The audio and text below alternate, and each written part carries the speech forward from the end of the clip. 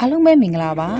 ညောင်ပင်အောက်ကအမျိုးသမီးဆိုတဲ့ဇလန်းလေးကိုတင်ဆက်ပေးပါမယ်ရှင်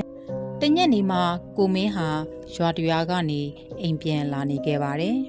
အချိန်ကုန်သက်သာဖို့ညောင်ပင်ကြီးတွေရှိတဲ့လက်ဟောင်းတစ်ခုကိုဖျက်လျှောက်ခဲ့ပါတယ်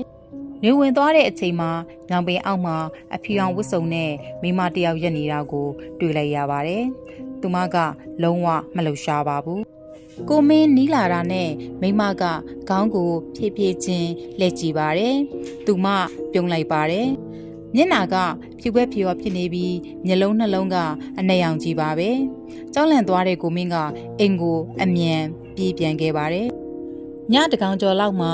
သူ့အိတ်ခမ်းပတင်းပေါက်ကိုတယောက်ယောက်တကားလာခောက်ပါတယ်။အပြင်ကိုကြည့်လိုက်တော့အဲ့ဒီအမျိုးသမီးပါပဲ။အပြုံးမပြက်မတ်တက်ရနေတော့မှာပဲ။နောက်နေ့မနက်မှာကိုမင်းကဖြစ်ခဲ့တာကိုရွာသားတွေကိုပြောပြပါတယ်။အားလုံးရဲ့မျက်နှာတွေပြက်သွားကြပါတယ်။ရွာလူကြီးတယောက်ကတူတူလေးပြောလိုက်ပါတယ်။အဲ့ဒီအမျိုးသမီးကညောင်ပင်အောက်မှာတည်သွားတာ10နှစ်ကျော်သွားပြီကွာ။ကိုမင်းရဲ့ကြောရုပ်တစ်လျှောက်အေးဆက်သွားပါတော့တယ်။ဇလန်းလေးကဒီမှာရင်ပြီးဆုံးပါပြီရှင်။ဇလန်းလေးကိုနားဆင်ပေးကြတော့ပရိသတ်တဦးတယောက်ချင်းစီတိုင်းကိုအထူးပဲကျေးဇူးတင်ရှိပါတယ်ရှင်။